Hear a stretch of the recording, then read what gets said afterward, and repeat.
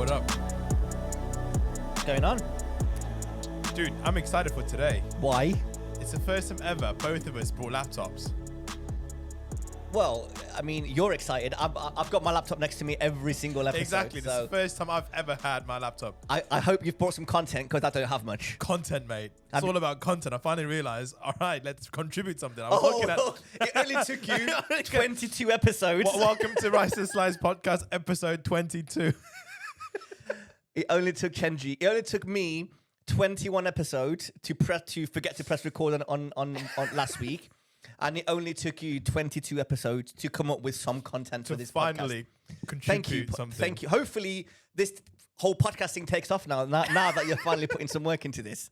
No, but seriously, like, I think it was last night I was scrolling through some of our videos and I was like, damn, I need to contribute a bit more.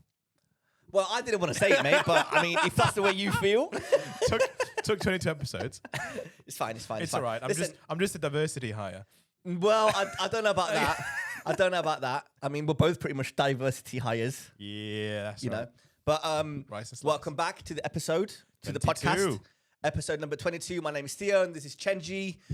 We have, if you're new, welcome. Please like, subscribe, comment, just do whatever you need to do to get involved in our little world of podcasts. Mm-hmm. I like to, what's the word? I like to explain this podcast, or my slogan is, what is it? Above average podcast with below average golfers. That's right. That's really good. That's actually really good. That should be like a t-shirt. We have to patent that word. You can actually do that. That could be like your job to do. Okay. I don't know. And then we're gonna put that onto some merchandise. We're gonna copyright it. I mean, who else is gonna use that?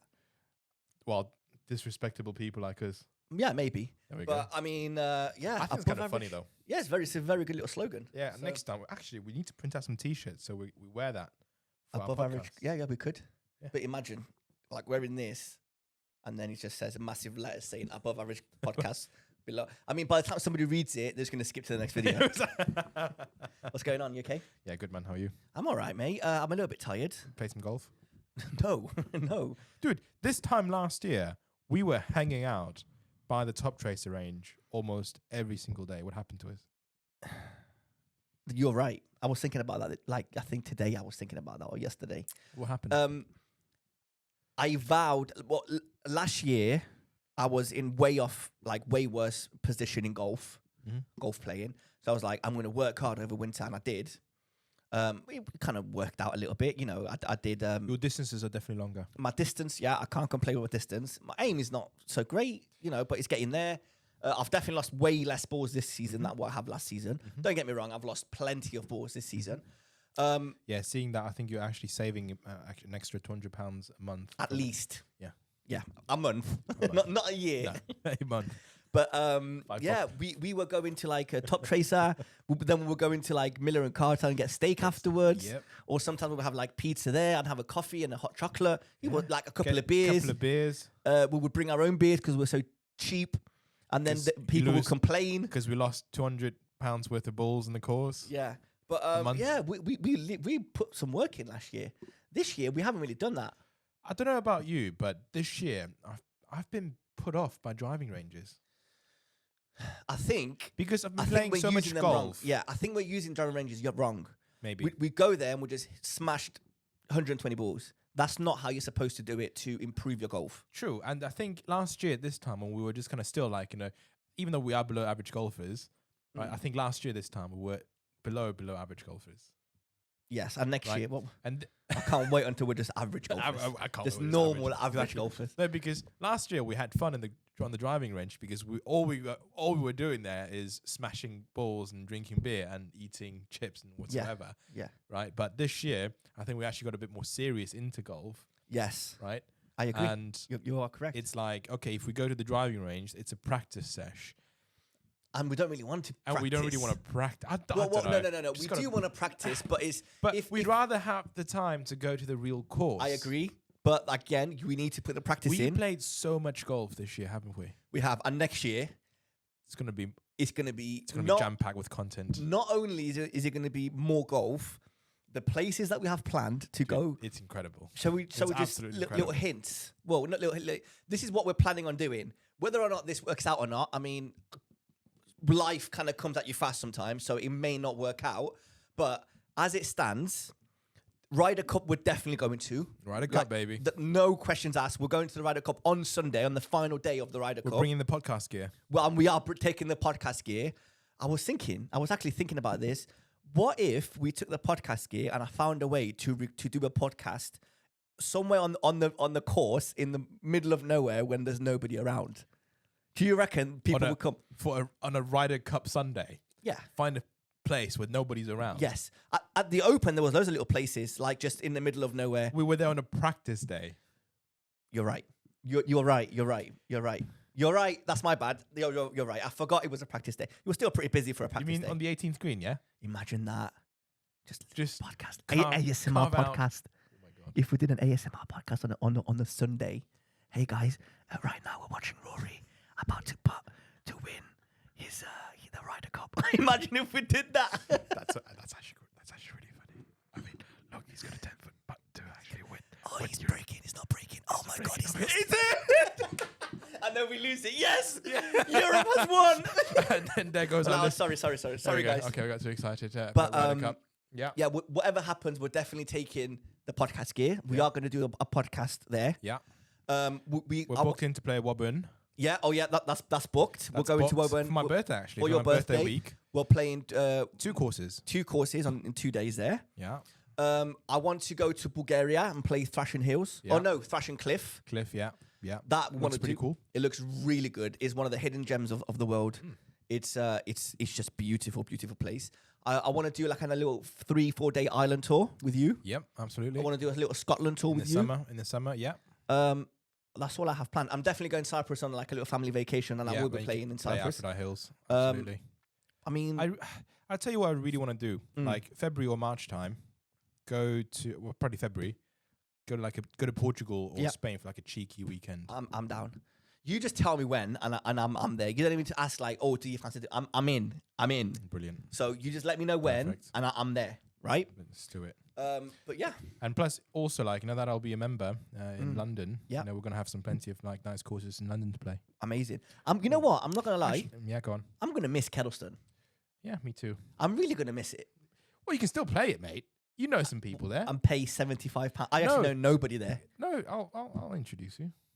I want to play with you, Chenji. I don't want to play with some random people. Dude, it's alright. You've played with them before. Yeah. So actually, speaking of Kettleston, I was thinking about keeping my membership, and I was talking to a friend like 2 weekends ago when I played there. I was like, "Are you mad?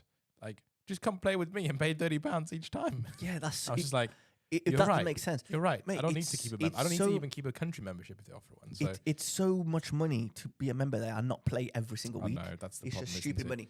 So speaking of like a new membership as well, so I've been contemplating something. Last episode we talked about some courses. Courses I'm about to join. Really, I want to be members of 2 clubs. Yes, one is via the business, one's via personal. Right. Yep. And I was talking about joining Moore Park as a private member, and so obviously I drive currently, and yeah, the thought of owning a car in central London, it doesn't make sense. It doesn't make sense. I look down on people that drive in London. Like I look down on myself for driving in central London, and the traffic that you're going to be stuck in, it's not worth it. So basically, I felt increasing. So I paid like money for like a parking permit. I've applied for like the congestion charge discounts whatsoever. So it's just like, and then changed my address and my car insurance immediately increased by like another £300. No way. Right, just like yep, cool. Just a postcode change immediately like up to £300. Oh my God. Okay. And anyway, so that made me seriously. I mean, I've paid everything, so it's all done already. But I'm just like, oh gosh, not only is it the cost, but it's just like I just feel bad, right? Like because most of the time I'm gonna go to work or do my things by taking public transport. Yep. Right, because it's quicker. Yep. Right, more reliable. Yep. Right, and Way parking more. obviously. Yep. So the only time I'm going to use my car is to literally go golf. is to literally to play golf. I think. I contemplated. Right. What other courses that I can go via public transport? Imagine getting an underground tube, the underground tube in London. No, but apparently people do that. I've never noticed anybody do that. I've never seen anybody do that. Now, okay, so Moore Park actually has a tube station. So there is a tube station called Moore Park, but you have to walk another 30 minutes. 30? Yeah. which is not too bad. What are you talking about? You're just trying to like sell this dream of, sell the car, I don't need it. You're going to walk 30 minutes with your bag of golf clubs. No, but actually, you're probably crossing A roads. No, oh yeah, true. You are. No. You are crossing one A road, and then you're just walking inside a park into the clubhouse. If it's only one, then it's fine. Yeah. But also, you can leave your clubs there, can't you? Yeah, I know, mate. But it's different. I know it's very different. I mean, luckily, I've got 2 sets, so I'm always going to keep one at home in case you want to go to the range or the simulator whatsoever, and then one maybe in the clubhouse. Now, there's another one, right, which is called the Shire. The Shire. Yeah, I've heard of that. Right? Yeah. It's the only Sevi Ballesteros course yes. in the UK. Okay. It actually looks pretty cool, and it's much closer to town. Now, I could take a bus. Hold on. That drops me off. I think the Shire. I'm sure. Sorry, carry on. Anyway, I was looking at options, right? So there is a tube station in High Barnet where I can then walk another 25 minutes or 20 minutes or so. It's like a long walk. And everyone's going to look at you and be like, we're all there. But anyway, but there's another option where you basically take a bus. You have to get somewhere else to actually take the bus. And it'll literally drop you off by the entrance. That sounds so much work, Chenji. I know. That sounds like so much work. To play some golf on a Saturday morning after, go out for a sesh on a Friday night. In my opinion, I can't imagine my life without a car. But then again, I'm not living in London. No. Even if I was living in London, I feel like, because most of your family, they're all in China. So you're not really traveling places to go and see family.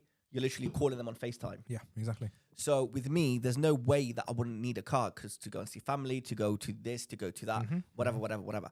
You could literally, if it wasn't for golf, you literally don't need a car. If it wasn't for golf, I do not need a car. It's been sold already, basically. If it wasn't for golf, that car would have been gone. But I feel like you need to have a car for just backup. Something might happen. Plus, you need to go if we want to go play at the courses and stuff, I can't just expect you to come pick me up every single time. Pay £25 congestion charge. Gosh. Yeah, and that's right. Mate, imagine that. I will keep it. Imagine I have to come to central London to pick you up. I'm sorry, Londoners, I'm creating lung cancer whatsoever, but Mate, you're the least of their problems. Imagine me going to central London, picking you up, and then driving all the way outside of London to go to Woburn, for example. But that's what I did actually for Jin. My friend Jin. Yeah, but can you do that No, I can't. Not every time. I did it the first time I met him, right? As a favour, no problem. Yeah. But if it's every time, it's painful. It's painful, man. Getting into London is like an hour. Getting out of London is another hour. Yeah. It's just, and then you're playing around a golf, you're tired. Last thing you do is go back into London and then leave and come home. Yeah. Mate, that's long. No, which made me think, right? We've been so spoiled by the golf courses around here. Especially my golf course. It's literally it's on the way between work and home, and it's basically 6 minutes if I drive fast from my house, and then 5 minutes from my work. Yeah, that's not going to happen in London anymore, is it? Even the closest course you can go to from London, on a rush hour, you're looking at least 40 minutes drive. Yes. Which makes sense because of traffic and because... It's mainly traffic. It's not actually that far. It's not far. The Shire is actually only about 6 miles from central London. That's nothing. It's nothing. But it's 6 miles. It takes 50. So I was looking at it this afternoon. I was like, all right, on a nice summer's day after work, how long will it take me to drive to get there? And it was 50 minutes for 6 miles. You're joking. Mad. Stop, start. No, that's just too long. But I get why you're thinking. I get why you're a single Pringle. So you're not really going out, seeing people, whatever. If you need to have a date, you can just literally get like an Uber or a tube. You don't need to leave London once you're in London, if that makes sense. Yeah. But because golf is not accessible in central London, no. Imagine if there was like a golf course in the middle of London, like Hyde Park, for example. Imagine how expensive that would be. But just because it's middle of London, rent, their upkeep, everything for them is going to be so mad. Yeah, that's true. But I wouldn't. But having a pitch and putt maybe in Hyde Park could make sense, Yeah. Or like a little driving range. I actually thought about this just now. There must be some indoor simulators, but really cool ones. Like I mentioned last week on the podcast, where you can have a drink. There's nice little couches. Yeah, there's one in central London. I might go there this weekend. That'd be really cool, man. I'm gonna be coming to London so often. You need to sort some sort of bed out for me because I'm going to be living there. Hey, I need to come out a bit more to actually play golf outside of London because it's very expensive to play in London. Yeah, it is. Well, you're going to be a member there. Well, yeah. So, two members. So I'm going to be. I'm going to need to fork out some money to play with you. Yeah, because Centurion, if you're a member, I have to pay £100. No? Oh yeah. that's a lot of money. Well, That's once, a lot. a couple of times, not every day. Well, Kedleston, I mean, Yeah, true. we can actually say what we've been doing all this time Yeah. with Kedleston because you're leaving, no? What? Can we no, tell? No? Nothing, no. Okay, we'll save it for the next podcast or a different time. I mean, you're not going to renew your No, membership. fine, I'm just kidding. Can Yeah, we? of course, yeah. Okay, so this is funny. I God. can say this. I actually got a few members who listen to this podcast. It does. I'm sure they do it. Yeah. Right. Okay. Of course. Oh, no, I We know didn't do one it- of my friends does it. I know one of my friends does it. Okay, what's his name? So basically, with Chenji's membership And scheme, it's the same case with most decent, Yes. prestigious golf clubs. yes, Yeah, you're allowed to take. Kipworth, Yeah, even yeah. Kipworth, You're which is allowed to have guests, but the same guest cannot play for more than say 6 times a year, Okay, and up to once every month. so As you can see from this podcast, if you have listened to the last 22 episodes, I feel like in 10 of them, no, it's not even that. I feel like I'm a member of he feels Kedleston like as he's a well member. as Chenji. I mean, So- yeah. Basically, the way we found out about this problem, shall we say, was in the summer, every weekend, every Sunday, I would go and play with Chenji, thinking, no problem, we can just book Theo in, put his name down, pay the go fee, pay the that's fee. No, obviously, no problem. Go play, have a good time, maybe get some food afterwards and a drink. Yeah. Give them as much money as this, possible. and this guy, literally every single weekend, goes to the pro shop and buys a box of Pro V1 left dash. Yeah, I would get a ball. I would get I don't know, a coffee, food, It's drinks. It's £100 actually if you think about it. Give or take. Yeah, seriously, like Give a or box take. of Pro Vs, that's like £50. Yeah, I mean, you're saying Right. it like I was using a box. You every were s- basically, yeah. Basically, but not you quite. Were. Yes, I found quite a few Pro V1 left dashes. I'm just like, there's no way anybody else apart from Theo uses them in my course. Okay, all right. So I'm like, if I can find them like 3 months later, Yeah, you'd yeah. definitely like that. Anyway, £50 for balls, £30 for like a member's guest fee. You know, a drink, a drink, maybe some food. carvery. That's £100, mate. Yeah. So I've given them a lot of money this season, Absolutely. right? Anyway. So after like 5 weeks of on the trot of the club secretary seeing my name every single Sunday, Chenji gets an email. No, not the secretary, actually, the general manager. The general manager, Chenji gets him an email and says, look, I'm really sorry, but if Theo wants to play here again, he needs to become a member. Otherwise, he can only play once a month. So we were like, I was like, oh no, I can't believe, like, I can't play with you again because they won't let us, Yeah. blah, blah, blah. So I come up, Next not thing I know- Chenji, I come up with this idea. Did you? Was it you or was it me? No, I'm trying to blame myself rather than Okay, blame sure. you. No, it's fine. It was Chenji. No, It was Chenji's idea. I tried to take the blame and you just passed it on. You wanted the blame. Have it. So it was my idea. yeah, it was his idea, but I told him. yeah, but Chenji told me this idea. So I just gave him a call and says, "Hey, what's up, Leo?" Yes. So basically, every Sunday after that, instead of putting my name, he would put one of my relatives' names. So I've been Stav, Stel, Leo, Dimitri, Kiri, Andreas. Like I've been so many different You've been names. everybody. You've I've been been everybody, and yeah, that's the way around it. And I'm really, really sorry. A lot of people We do it, we mate. don't do this out of spite. We don't do this. We just want to play golf. We love your golf club. I just, I can't afford to be a member there. I will tell you that now. Well, you can afford to, but then again, it's like I can't justify not going there at least once a week, if that makes Correct, sense. Like you correct. need to be there Correct. to get your money's worth in No, a way. because you stopped your membership that you were paying a lot of money for. Yes. because you don't play enough. No, that's not true. That's not why I stopped my membership. Really? But the reason why I stopped my membership, sorry, I think what you meant and what I mean is the same thing. It's because if for me to be a member at a certain club, let's say You have to play a certain amount of time. I need to be there once a Correct, week. correct, but that correct. once But a you- week that I'm playing golf, I would rather play with Chenji. Now Chenji's a member there. Why would I pay a membership if I'm not going to be playing at that club, basically? And then basically, like, because I was a member, you were a member, Yeah. right, and we were playing at each other's courses yeah, all the time. and it was just like, so we're just like spending so much money, but that was just no need for it. Exactly. My club that I was a member of wasn't really that great. but it still wasn't cheap. Well, no, compared to yours, it was cheap. But yeah, it was just one of those things. So I thought I enjoy playing a bunch of different courses. So that budget that I would use for a membership fee, I would just spend that on different courses, which is what I did this year. Yeah. So I went, I've played so many courses. I've got like a stack of like scorecards like that as a souvenir. Mate, so many courses that we played this year. Like I keep them in my little secret compartment in my stuff tour bag. Yeah, right? same. It's brilliant. It's That's like I collect amazing. them. Same with all the the poker chips, the ball markers, the pitchforks, whatsoever. I keep them there. I'm just like one day, 5 years later, that little secret compartment. I want to do so like full. That's a scorecard. So cool. I want to do like something with them, like I don't know, frame them or do like. I don't know, put him like underneath a coffee table and put glass on.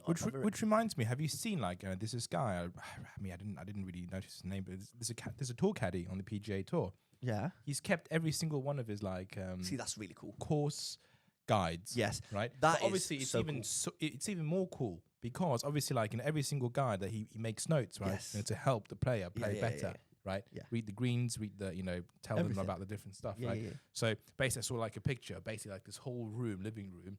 Just stacked with like the course guides. That's very cool. From some of the best golf clubs. I'm a big sucker for like souvenirs and things like that. Likewise. I love Seriously, like when we go Ryder Cup, it's going to be dangerous for both of us. Mate, I mean, come on, we spent how much money in the Open? Can you imagine the Ryder Cup? Yeah. Anyway, it's going to be bad. Speaking of merchandise, it actually brings us on nicely to the next topic. Okay. Have you seen the new stuff, the golf stuff that's up for auction for Tiger Woods stuff, Phil Mickelson stuff, Gary Player stuff? No. All I remember was like his putter, right? Right. So like a putter. Yeah. So they've made a new kind of lot of stuff. Tiger Woods Sunday red shirt from 2010 Masters tournament. So the Sunday red match worn shirt that Tiger Woods wore on the 2010 Masters. It's just unbelievable. He's signed by him, and I think he's got like a little message or something on it. But yeah, it's authenticated. It's 100% real, right? But did he win that one? I don't remember. I don't think he won that one. 2010. Because the Tiger Slam was 2010. Was it 29, 2010, or was it? Phil Mickelson won that year. Yeah, that's what I thought. So why is he going for that much money? Because it's Tiger Woods, mate. No, I know, but like, so to be fair, 2010 is a significant year because Tiger Woods came fourth. Yeah, because Tiger didn't win that Masters, but he proceeded to win the following majors. Oh, yes, that's the one. That's the Tiger Slam. Yeah. Right? But if he had won that, that would have been the only time somebody's ever won. Actually, no, it was Bobby Jones did, but in the modern era, yeah. So this T-shirt that has been worn by Tiger Woods and signed by him, currently, as we speak, is on $49,000. That's crazy. For one shirt. That's just absolute madness. There's a lot of different Has it been washed? Or I hope it hasn't been washed. I'm not going to lie. I know, right? That would be pretty cool. I hope it hasn't been washed. I still can't believe it though. Like $50,000 plus whatever auction fees. That's what kind of for me off. A shirt, Tiger's shirt that hasn't even been washed. been washed. No, where he hasn't even won that event. No, but still, it's Tiger I would Woods, say. man. I tell you what, no, because I would rather pay that money for his Sunday red shirt for winning the 2019 Masters. That would be a lot more. That would be way more. Probably, yeah. If not double. All right. He also has a Tiger Woods personal Nike putter that is signed by him as well, which is at nearly $13,000 at the moment. Yeah, but you see, I'd rather pay $13,000 for a signed putter rather than like, a signed shirt where he didn't even win the tournament. Yeah. I don't know. Anything Tiger Woods, I would love. Yeah, of course. Yeah, like a signed glove. It's like, that's only $8,000. Yeah. Cheap. Cheap. There's a lot of things. Oh, high grade. Oh, there's a Nike ball. Yeah. A single Nike ball that's been signed by Tiger Woods. Which brings us back to like, you're in the Open, there was a guy who was trying to see Tiger Woods for the last, 5 years or something, right? At the Open? At the Open, yeah. Remember that guy? If he gets it signed. So there was this guy at the Open. We talked about it in one of the episodes. We did, but you probably weren't listening as, it is what it is. I'll update you now. So there was a bunch of people that were getting signatures from players. And some were fans like me and Chenji and a bunch of kids. Other people were like... You mean a bunch of kids? Yeah. So there was other people that were like professional signature getters, whatever you call them. Autograph chasers. I don't know. Autograph chasers. That sounds like a proper job. What did you do? I'm an autograph chaser, mate. Apparently people make a lot of money on that. A lot of money. So there was this guy, he had a bag, like a square, like a rectangle bag.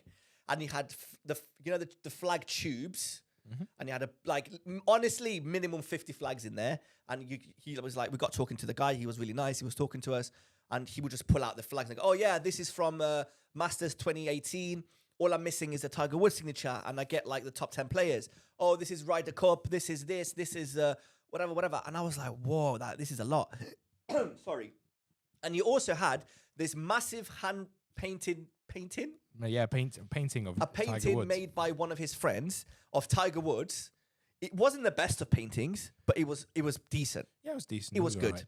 It wasn't like you could tell that this person that painted it isn't. I don't think it's their full-time job, but it was a very good painting. Like you can tell when, you can tell. My friend can paint better. Have you got a friend that can paint? Yeah. Okay, I'll get into All that. right. So Ryder Cup.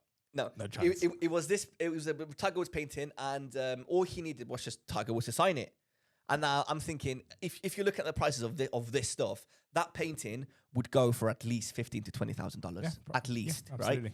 And that painting, he told us that it's been within 1 foot of Tiger Woods 5 different times. He even looked at it. He looked at it and he said, "Nice painting," and then he tried to get it to sign. He goes, "No, sorry, I can't sign that." Well, makes sense. Easy £10,000 for some payday for somebody. It is. But at the same time, he was telling us Rory McIlroy, he got to meet him at the DP World Tour a few years ago. And what did he... Oh, he had 5 paintings of Rory. Well, I don't think you were there. I think you went and... Yeah. So I was actually watching golf. You were actually watching golf. Yeah. Makes sense. Why would you do that? I don't know. But I'm the one with the content and the stories, mate. So. Go on. Yeah, content. Thanks, mate. So he had 4 or 5 paintings of Rory McIlroy, and he just went to show Rory these paintings and get his autograph. Yeah. Not even his autograph, just to go, "Oh look, we've got these paintings for you." All right. To gift it. To be like, "Oh, you can pick one, but sign a couple." Yeah. Basically. So he liked the painting so much, he kept all 5. Rory kept all 5. A bit vain. But then in return, Rory says, "Meet me at this place at this time in Dubai, tomorrow at 3:00 at this place." And Rory had loads of Ryder Cup merch. Loads. I don't know. I can't believe we weren't there for this. No, you didn't even tell me. I didn't know that. We've seen a lot of this merch. He had loads of Ryder Cup merch. And Rory's took 50 to an hour out of his day and signed maybe 100 items for this guy. No way. And gave him everything. There was this Ryder Cup hat that he had that is only available for the players for the Ryder Cup. And he has one, and on the visor there's a perfect signature of Rory McIlroy. And I was like, "Tell me how much you want. I will buy that off you." And he goes, "No, it's not for sale." I was like, "Why are you hanging around with it? Why have you got a bag full of flags? Why does he get? And why are you showing us all this stuff? If Why you're not does he have it with him? God knows. But I was like, "How much do you want for that?" It was the perfect brand new hat, perfectly crystal Why does clear he even white. bring that? God knows, but he was like, "Yeah." I would be too scared to bring that. Yeah. It was in a vacuum sealed bag. I was like, "How much do you want for it?" He goes, "No, it's not for sale." Why would you have it on you then? But yeah. Well, maybe he's selling it now because Rory's made world #1. So maybe. I don't know, mate. But then again, if he's not for sale, just give a price. After that, I was reading an article quite interesting about actually a career like these. I mean, what's it called? Autograph chasers, right? Yeah. Yeah, very interesting. Basically, you've got somebody who buys all the gear and hires people, right? Basically, you just give it to them 50 flags or whatsoever, right? And then tells them to go get autographs in these events, and then I'll buy it off of you at this price. Yes. And they list it up, online for sale. So it's a very lucrative business. Actually, it can be a very lucrative business, and a lot of people make 6 figures every year. Oh, big time. Yeah. But it's the hanging around. But then again, Do you know how I can compare this to paparazzi? Yeah. Because I will tell you why. Yeah. Nobody likes paparazzi. No. But if you're respectful, not I know, but what I've seen, there's some paparazzi that will hang around, let's say Justin Bieber, for so long that they end up being friends. Mm-hmm. And then Justin Bieber will be respectful to that certain guy, and that guy will be respectful to him. Because he's a professional. Yeah. So as long as, okay, I'm going to be at this place at this time tomorrow. Come and take 10 pictures, and then just can you leave me alone? He goes, "Yeah, no problem." So they've got that professional working relationship. Yes. Yeah. So I feel like it might be the same with autograph people, but not in Possibly. that in that level. I feel like because it'll take you a long time to kind of make yourself known out there to get you the respect from the players that not only are you chasing this for a quick buck, but this is actually your career. You are trying to bring genuine joy for other people Right? Yes, I agree. So, but then again, if you're selling it for stupid amounts of money, surely the player would want something out of it. yes, but but It is what it is. But very interesting, actually. Speaking of Tiger Woods, Go on, all my segues today are on point. dude. Speaking of Tiger Woods, a few days ago, I was a bit bored. I had nothing to watch, so I put back to watch the 2005, the final Sunday of the Masters. Yeah. Tiger Woods won. Yeah. We actually spoke a little bit about this last week, we did. but it was when we did not when we weren't recording. I forgot to press the record button. Anyway, so I was actually watching it, and after a few holes, I've noticed that on the Saturday. Now listen to this before you answer. On the Saturday, there was rain, like really bad rain. They sounded the horn, and they got everybody back into the clubhouse. So they had to resume play on the Sunday. I'm not sure how many holes they've played on the Sunday to finish off the Saturday round. Mm-hmm. Let's say it was 7 holes. Mm-hmm. Mm-hmm. On the Sunday morning, Tiger Woods started, I think, at 8:30 in the morning and finished his Saturday round for 7 holes. Mm-hmm. Let's say he played from, 11 to 18, right? And then as soon as he finished, he went in the clubhouse, changed clothes maybe, had a bite, and then went back and started again for his Sunday round. My question is, and I don't know the answer to this, I just want to get your input. Do you think, because he's played the last 7 holes of the tournament, so he knows the pin position, and he knows exactly how the greens are rolling, he knows exactly like how to approach those greens and those shots, because he's already played them that same day. So the wind, it's going to be different, but it's not going to be, it's going to be quite the same, if anything.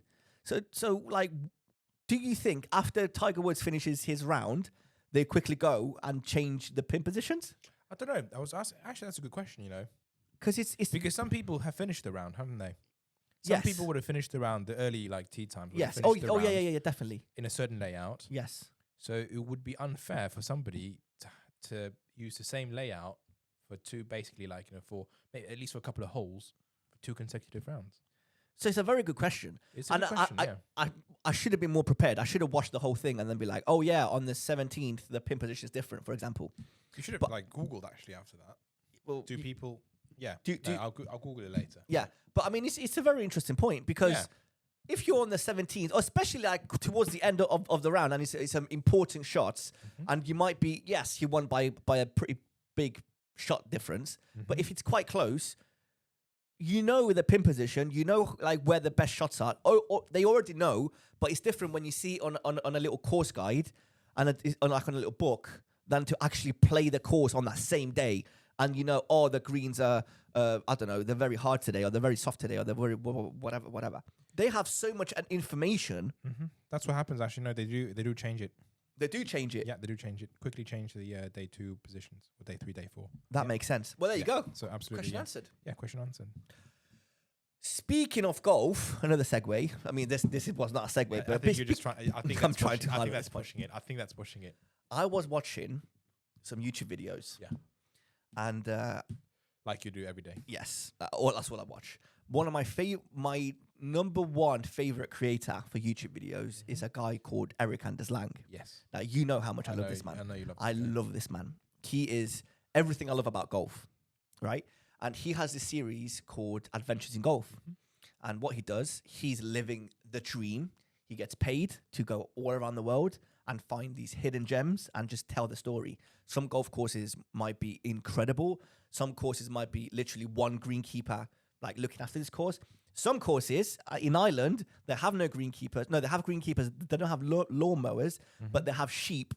And it's a sheep that eating the grass and like mowing the grass. It's very interesting. So his latest episode, he went to Vietnam, which is apparently like the new craze of like Asia, like all the Chinese, Japanese, Korean people go to Vietnam and play golf. And apparently it's growing to be the next golf destination in the world. Because Thailand is quite well known to be. Yes. But Vietnam, there's some amazing golf courses where the views are incredible. They're incredibly looked after. And the golf course that he went to visit, I don't know the name. I should have got the name, but I don't know the name. It was just beautiful. Very, very, very cool. But what got me, the caddies. Now, you play with a caddie. The caddie's job is to help you point you in the right direction. Yeah. Is to, clean your clubs, clean your ball, whatever. The caddies in Thailand, though, They're all women. Vietnam. Yes. Yeah. say Sorry, Thailand. Vietnam. Sorry, the caddies in Vietnam. Racist. Barely. Anyway, the caddies in Vietnam. They're all women. Yeah. They tend to be. Yeah, and not only that, they're not there to like help you. Like, oh, I think you should hit I don't know, like a draw or a 5-iron in this. What they do is, and this is really cool. I don't know if you know this. Okay. They'll give you the yardage. Cool, Yeah. no problem. Yeah. They're there to hype you up. Yeah. So we're like, oh, great shot, good Yeah, shot, yeah, amazing, yeah, you know, all yeah. that kind of stuff. Yeah. They're there to just make you happy and have a Yeah. laugh with you. Yeah. So it's not like a serious round. You're Yeah, there that's to right. laugh and have a great time, That's right. which is incredible. Yeah. The best part is though, Yeah. when you're on the green, Yeah. their job is to Take a video for you. no, Oh, what? no, is to get the ball, clean it, place it, and then tell you the line. No. Oh, so that's good. So they tell you the line. So they're literally like, they'll mark your ball. They put a line on the That's ball. what caddies do, though. No, like this is next level. Like No they'll literally way. put the ball on the line. So you're not even reading the green. No, and they'll. They're reading the green. And they're telling you, you need to put this right here. And it's going to go in. And it goes in every Yes. single time. Yes. No way. They're- How do they know your like stroke? How good it is? That's your fault. That's Yeah, your yeah, problem. Of course, but the line is always right. If the line is always right, and if it's a little bit off and it's your fault, they'll be like, the caddy will be like, I'm so sorry, that's my fault. It's not course. you, it's me. I'm sorry, you know, whatever. Oh my But gosh. the whole bit to become a caddy in Vietnam Is to read the green. is to read the green. So they spend months and months walking the No greens, way. and like they do like vast like there's so much aim point. I don't know what they do, but they spend so much time on the greens. Like part of becoming a caddy, Yeah. you have to be able. Like the main test is how good It's on the green. is your green reading skills. Yeah. And I thought that and was I'll so tell you what, funny, like so good. I tell you what, though, that's really smart because for like for the average golf player, Mm-hmm. how helpful can they be? You know, on the approach or on the tee. It's like you can tell the player this is where you should hit a shot, you should hit a draw, you should hit a fade. Yes. Can we execute a draw or a fade on demand? No, we cannot. Well, we can't, but obviously the pros can. The pros can, yes, but you know, most of these people going to play in Vietnam, they are not pros. I can Oh no guarantee no. right? They will just be average people golfers. at best. There'll be people like us. Yes. There'll be a few like really good players, right? Yeah. Most people will be like hovering around 20 handicap, Yeah. right? And to tell them to hit like a draw It just on doesn't this make sense. dog leg left, Yeah. just like I know that I can't bloody execute it, can't I? Can I? I completely agree So with you. they'll just be like hyping people up, have Yeah. a friendly chat, Yeah. and once you're on the green, Yeah. where they can actually make, where basically like you can actually make a difference for people's putting. Exactly. That's amazing. So they're like, well, I can't help you draw a shot, but I tell you what, I can help you put a 24 putt. I tell you what, this makes a lot of sense now because I'm Chinese, obviously. I'm on Chinese social media, and Are I you? watch these like and I follow these like couple of like golf channels on golf like accounts on Chinese social media. Okay. Right, and people seem to just make all the putting stroke just looks incredibly awful. Really? You just see like, especially some of these women, like the putting, right? In no The way. stroke I is wanna just see like some. the wrist bend. There is no. It's a huge arc. Yeah. It just looks it's a horrible stroke. But every single time it goes in, now obviously it's all filmed, so they might be having second attempts or whatsoever. But Right. it's because of the caddies. Yeah. Because playing in Asia, playing in China, especially playing in Asia in general, you always have a caddy with you, right? And now it kind of makes sense because I've never played in China like a proper course. Yeah. I've never had a caddy in my life before, No. right? So I don't know how it feels like. But if they every single time they play, and that's what the caddies do in Asia, they help you read the greens. I'll tell you what, that will shave a lot of lots of shots on you. I'll tell you what, just because it's always my biggest problem is green reading, right? Yes. I seriously need to go to Mark Bentley, by the You way. do. And if I had a caddy who can tell me where to go every single time, How good would that be? Even I if you're can- good at golf. it's only going to be one putt. But the amount of 3 putts every single round, Yes. right? That would help me shave at least Yeah, 5-6 shots on Yeah. my round. It's very cool, and I like that idea because you're not there to play the best round of your golf, the best round of your life. Yeah. You're there to have a great time, Absolutely. have a laugh. Yeah. You get to know the caddy, That's like right. up to the point where you're like, by the end, you're like hugging the caddy. Yeah. And you're like, thank you. "Thank I you mean, so you much. just shaved like 10 Thank shots. you so much. Yeah, and that's the experience of golf in Vietnam, and I think that should be like brought over here a little bit, because over here it's so serious. Like, how nervous would you be to have a caddy? Really? Mate, I would be very, very nervous to have a caddy because I don't know, because we never had a caddy. No, If we actually had a caddy, we might be really relaxed. I don't know, mate. You're not going to be relaxed. You're going to be like, because he's telling you, okay, it's 160 yards to the pin. To be fair, though, I will say, because one of our goals maybe for next year as well is to go play up, in Scotland. Right? Yeah. Some of these courses, you have to get at least a 4 caddy. Yeah, so yeah. A caddy for a 4 ball. Yeah. I'd be quite nervous. I tell you what, though, I would be more comfortable having a 4 ball caddy than like an individual caddy. Like an individual caddy, because if he's just there, just with you, you feel like you want to make him proud in a way. Yeah, he's watching you. Or I think it's Western culture maybe as well. Maybe, or I think it's like culture. You want to live up to, I have a caddy because I'm good at golf. Yeah. So I must play exactly how he wants me to play because he knows the course better than me. But chances are, I'm going to have way more bad shots than good shots, right? And if he's like, just do a little fade 180-yard shot, whatever. Come on. They're not going to say that you're a bad golfer. Right? No, they won't, but... We all know golf is the hardest game in the world. But you would still feel like... I think it's cultural because, if I had a Chinese caddy, I'd probably feel like, incredibly confident and hyped up and whatsoever. If I had a Scottish caddy... Oh, my God. I think whatever you say, you're going to be very nervous. It's going to take me a few holes. It's going to be. We went to Centurion, and I took me like 9 holes to my heartbeat was on 160 beats per minute. Because it's a new course. It's a nice course. It was a nice course. Yeah. I was playing with like a new people. I always get nervous. Imagine having a caddy next to me. There was like a starter as well. So there was like a staff at the starter. First hole, watching Thankfully, us all.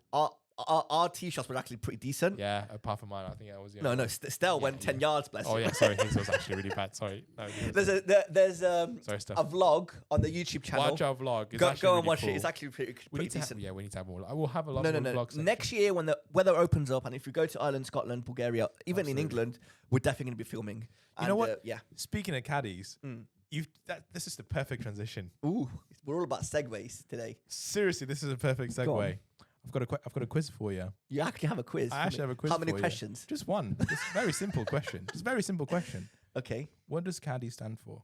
What? Where does caddy come from? The word caddy. Okay. And actually, what's caddy actually stand for? Amazing. I've got a question for you after this there. All right. I have no idea. Have a guess. What caddy, word is it based on? I don't want to tell you what I think it means because it might give away my next question. Okay. My next answer. So I'm going to say that I don't know. Okay. It's based on the word cadet. No way. Yes. In 16-something, or maybe even like 15-something, Mary, Queen of Scots, went to study in France and introduced the game of golf to the French. Now, as a noblewoman, you're not carrying your own clubs, are you? So she had people carry the clubs for her. Okay. And those French people who were carrying the clubs for her were from the military. They were military cadets. So... That's very interesting. Basically, they started calling them cadets. Caddy. But obviously that's not really a good word. Slowly, as it moved on, right? People who carry the clubs became caddies because it was an easier word to pronounce than cadets. That's very interesting. That's where it comes from. That's a very good question. And I'm actually kind of gutted that I didn't know the answer to that. It's one of those things. I'm actually gutted that I never asked the question, what does caddy actually stand for? What's the origin of the word? I'm usually quite curious like that. But, I'm actually really surprised. Coming from somebody who's bought a license plate. That says caddy. It's a very good question, which brings me to my question for you. Go on. I just thought of this after you asked me your question. Yes. Where does the word for, when you shout for in the golf course, come from? I tell you what, a long time ago I read about this. Okay. It's from Scotland, isn't it? Yes. And it's something like it's a Scots. Is it like a Scottish word? Like no. Ish. It is from Scotland. Yeah, I remember that, but I tell you what, I don't know. It was some I don't know the like the history like you did, like you just gave me, but basically what it means is it was some royalty, and had a caddy with him, and his name was For. Right. And he wasn't very good at golf. Okay. The golfer wasn't very good at golf. So every time he would hit a bad shot, he would shout to his caddy, which his name was For. Yeah. He goes, For! So that way, the caddy knew where to go to pick up the ball. And then 4 kind of stuck. And then that's what 4 means. Nice. Brilliant. I have another question for you. Go on. You've heard, it's nothing to do with history. You've heard of obviously the Sikh arm lock putter. Yeah. Do you know who owns Sikh arm lock putters? Who owns it? Yeah, the company that owns it. This is not probably that question. This is more me telling you, like this, giving you like information in a way. Yeah. I actually read a little bit about them. So Sikh. It's an ex-player, is it? Yeah, ish. Sikh. I think it stands for like something in kinetics. Standing in kinetics. Something. Yeah, you're right. It actually says it on my head cover. But Sikh actually, it was like an American company that just started by themselves, like Titleist, like any other company. Long ago, yeah. And they thought that they had this idea to make the D-lofting putt. Yep. So we start that right. one bit is 6 degrees, then it's 5 degrees, then it's 4 degrees. They're patting that, nobody else could use it, which is very, very smart. So then they got quite big. Because Bryson. Yeah. A big part. And then LA Golf, that make really, really good, expensive golf shafts. Yeah. They bought Sikh. Oh, did they? Yeah. Oh, cool. But do you know who is the 2 professional players that are big investors? Bryson is one of them. Brooks. Nope. Oh, there wouldn't be investors together. There might be, but no. There's 2 big players. One is Bryson, and then there's another one. And then there's another one. Yes. Who also uses? Is he American? Or is it a she? No. He is American. He is American. Is he top 10? Yes. Really? I don't know. It's a trick question, that one. Oh. He may be on live, so he may be on live. Dustin Johnson. Yeah. Oh. Yeah. So DJ and Bryson are like the main investors for LA Golf, which bought Sikh Golf. I tell you what. No, now that you say, it, I'm pretty sure. Like, yeah, I saw like Dustin Johnson like advertised for LA Golf. So yeah, it makes sense. See, I've seen obviously what's his name. I've seen Bryson advertise LA Golf and Sikh, obviously. Yeah. But I've never heard about DJ being an investor, like a big investor. Yeah. And Mark Bentley was the one that told me, and I was like, oh, that's pretty cool. I didn't know that. Really nice. Yeah. Brilliant. Anyway, which brings us on to the next bit, which has nothing to do with what we're just talking about. That's a bad transition. Come on. It's a very bad transition. Right. The top 100 most influential people in golf list has been Tiger released. Woods number 1. Easy. Tiger Woods is number 1. Number Niall 2. Horan, for some reason.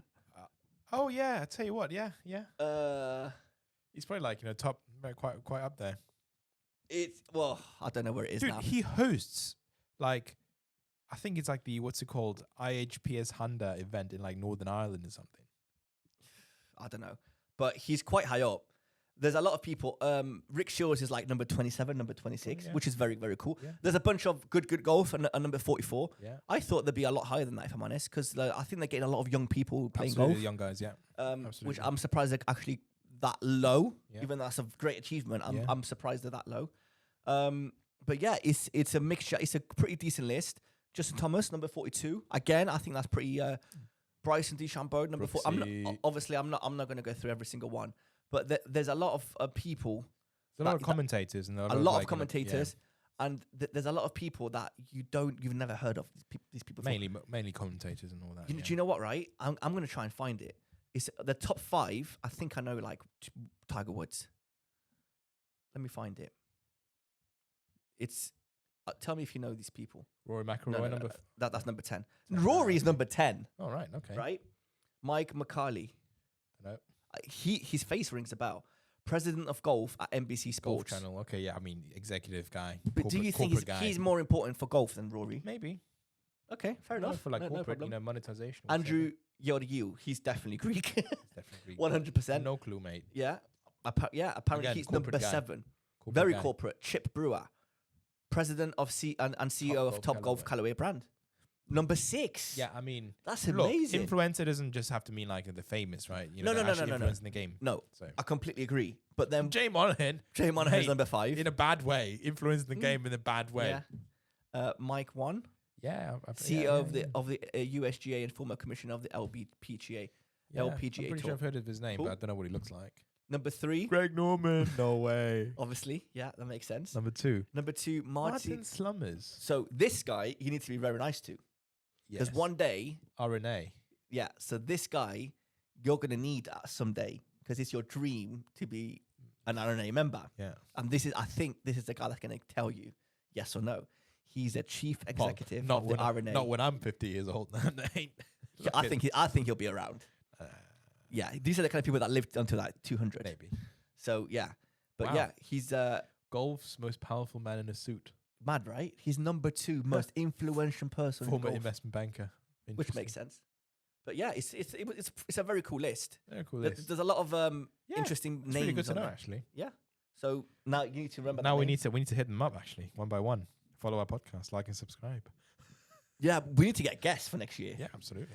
Who would be your top guest? Oh, I think we've talked about this. Didn't we before. talk about this? After we finished the podcast, I went back to my notes because we're using my phone as a camera, and I've actually read my thing. Since we've got a bit of time to kill, shall I tell you mine? Yeah, yeah. So my number 5, it will be Macklemore. Yeah. I'm a huge fan of his music. Yeah. And he started a golf, golf brand, Yeah. clothes brand. Which Very, you, very which cool. you have. I have a lot of their stuff. Bogey Boys. Bogey Boys, very, very, very cool. I would love to sit down and talk to him. That would be a dream guest, because he's new. He started playing golf when we started playing golf. Well, just after That was quite new COVID. as well. Yeah, I remember. During COVID, he started going out, and I think he's a very interesting character. Sweet. I don't know on my list, but I'll tell you who they're on there. Like where Eric Anders Lang, I would love to interview. Rick Shields, obviously, I would love to interview. Who else was on my list? Harry Kane, I think, was on my list. Lando Norris, I would love to interview. Norris, yeah. Who else? There was another interesting person that I was like, oh, I would love to sit down. I don't know. There's a lot of interesting people out there that we can, not now, obviously. Donald Trump. I don't know. He's a 2 handicap. Yeah, I know. Have you seen the swing though? It's just no, but Sorry, his swing is pretty bad. yeah, but 2 handicap. Yeah, it's very good. It's incredible. I I disagree with his politics. Listen. I'm sure he's paid off some people to kind of just put that as a. True. What do we say? Put that as a birdie. What do we say again? You know, the Americans tend to over-exaggerate the handicap, and Brits tend to under. What's it called? If you've seen Donald Trump's swing, that is not a 2 handicap swing. No, but it actually goes straight. Okay. All right. Come fair on. enough. You look at some of these old boys in my club. They're the same thing. The swing looks I know, horrible but because 2. come on, they had 5 different. Plus, types. he's not playing on easy courses. He's playing on his very difficult linksy courses. To be a 2 handicapper and courses that like that on that caliber, mate. Come on. Anyway, I hope he is. No, but apparently he's a very good golfer. I hope he is. I mean, it makes a difference to me. I'm still pretty bad. I'm not going to get any better. Hey, we set up a goal for ourselves, 10 handicap. We did. This time next year, we'll be on the PGA Tour. Absolutely. Right, last topic before we end the podcast. Winter's here. Yeah. We're not really getting out there to play much. Yeah. We do want to play, but I want to ask you a question. I have a list. What are the essentials that you have to have with you if you are playing winter golf? I would appreciate it if you didn't go off my list. I'm not reading your bloody list. Every single time Theo thinks, I'm just like, oh my God, I'm so cool. Like, Chenji's always looking at my list. This is how I'm going to do my list from now on, so you can't read it. It's basically like tiny little letters. Yeah. No, feel free to read my list. It's fine. I would get a nice car so I can drive away from the course. Really? That's not on my list. Very good. Yeah. Playing golf in the winter is not very nice. But if you do want to get out there and play, go play. We played 2-3 days after Christmas. Yeah. I was just coming off COVID. You know, what you really need is a nice merino wool jumper. Okay. Very cool. I agree with you. Seriously, because you don't want to be too thick. You know, there's a lot of these heavy, what's it called? It's just too many layers. What's it called? Yeah, windbreakers. You don't want windbreakers whatsoever. You can't have too many layers. No. You know what's worked for me perfectly in the deepest, darkest, and rainiest of winters? Just 1 layer of merino wool sweater, right? Not even wearing a base layer, which is probably bad for the sweater, but anyway. And then a waterproof. Just 2 layers. Will keep you warm, guaranteed. Yeah. And will not restrict your movement. Yeah, I've tried wearing a polo inside, whatever jumper, and then another waterproof significantly affects your performance. Yeah, you need to be able to move, basically. That's number 1 rule. Yeah. So yeah, what Chenji said, yes. Winter gloves, waterproof gloves. Waterproof everything basically. Waterproof gloves are absolute must. And trousers. Trousers they're not as important as the gloves. Absolutely important. Because that club will fly off your hands if it's raining and you're not wearing gloves. Yeah. Even if you're wearing like the normal glove that you're wearing, that's not good enough. Yeah. You need waterproof. The Under Armour gloves are very, very good. I have a pair. I don't even take them off. I'll tell you what's not on your list. Go on. Very important. Towels. Very good. Multiple towels. You need towels, dry towels. You need a dry towel. You need a wet towel. You need a waterproof towel. And you need a hand towel in your pocket. Yeah, there's a lot. I've got waterproof socks, obviously. Decent shoes to keep you warm. I think the shoes that you showed us last week on...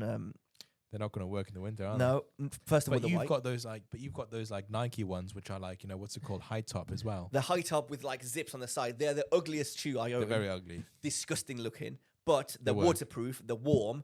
The problem with them, though, I wish I got them like half a size big. Okay. Because you want to wear thicker. You want to wear. So yeah, that's another top tip. If you're gonna buy like winter shoes, get them half a size bigger because you're definitely gonna be wearing thicker socks, which I would definitely recommend. Absolutely. So thicker socks. If you get them right, like if you get the shoe fitted perfectly on your foot and you're wearing a thicker sock, it's not going to be very comfortable, which causes blisters. The number one thing that you need to have in your bag, no matter what, no matter the weather, blister plasters.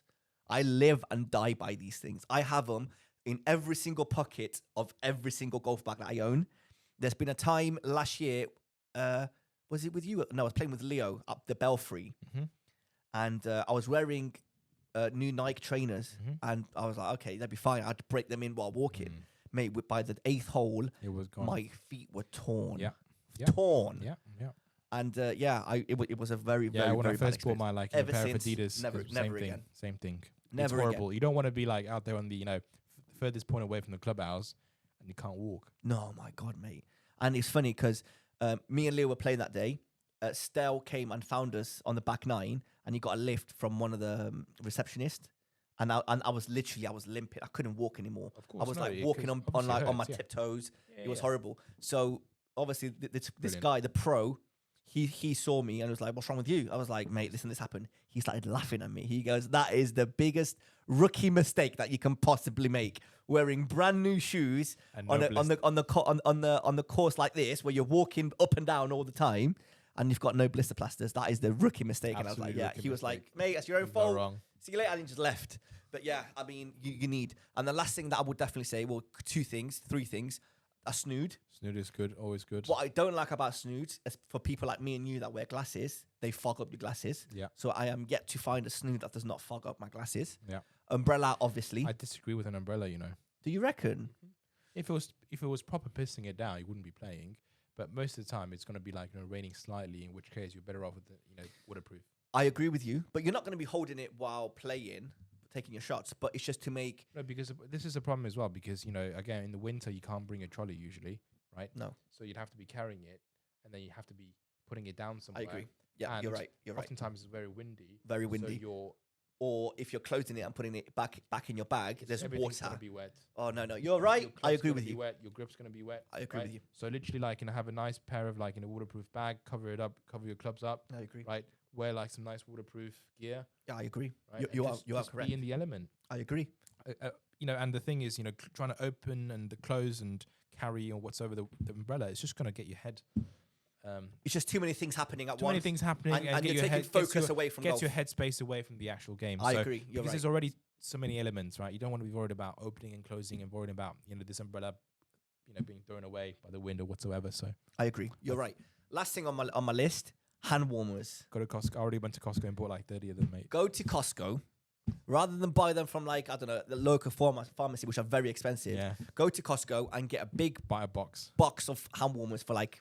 They're like £10 or something. Yeah. There's so many in there. It's a one-use thing. You can break them, rub them together, whatever you have to do. Can't stress enough how important it is to have warm hands when you're playing golf. 100%. Literally, as the weather gets under 10 degrees, which to the UK is actually really warm, right? 10 degrees. But when it gets below 10 degrees, we see tall players wearing a full-on mitten. Yeah. Which never makes sense to me. I can't imagine playing with a full mitten. No, they're not playing with it, but they're just warming up between rounds and they're putting it in their pockets. Right. They need their hands I've warm. always seen these at like American golf, but I'm like, are you supposed to play in these? No, you're not playing in them. You just kind of like, you wear them as you walk around, and then you take it off. So is it like it goes in, like your hand goes in and out very easily? Yeah, of course. Yeah. That's what the point is. Yeah, but yeah, it is. Right. Okay. So basically, you hold some hand warmers and get yourself in like a nice big mitten. So that's like you can actually like stick them on your body. Yeah. Not on your skin, but if you're wearing like I'll tell you what else is quite important as well, keeping your clubs warm, like not during the round, but before the round. Like how? What do you mean? No, like don't keep them in your boot. Why? Because when you get on the first tee and you take out the club when you're on the first tee, right? Yeah. You don't want to be touching ice cold grips. But you're not going to be touching ice cold grips because you're going to be wearing waterproof gloves. But it just feels very different. The ice cold, mate. I've done it before and it just didn't feel well. I've never noticed that before. I don't think I can agree with you. Okay. Because if it's raining and I'm wearing those waterproof gloves, I'm not going to feel the cold. But they're still quite like thin. You can still feel the ice cold. I mean, we're not talking about like 5 degrees. We're talking about literally like in a 0 degree weather. Mate, if it's 0 degree weather, the last place on earth you're going to find me is at a golf club. Saying that, last year, 4 days after Christmas, we were playing golf in Nottingham at the Nottinghamshire. That was cold. And that was freezing cold. That was freezing cold. But we still had a good time. We did. I had COVID. You did. I did, and it was nice. Anyway, that is it for this week's podcast. We actually said, like, we didn't have much to talk about today. And we're like, let's just do a quick 45-minute episode. Yeah, 30-minute episode, 15-minute episode. Yeah, and say hi and say bye. An hour in, we just finished. I've got stuff on my list that I haven't talked about. No way. Save it for next time. Oh, wow. Amazing. Great. Right. That is it for the podcast. Please, guys, like, subscribe, comment, and we will see you next week. Right? Take care. Bye.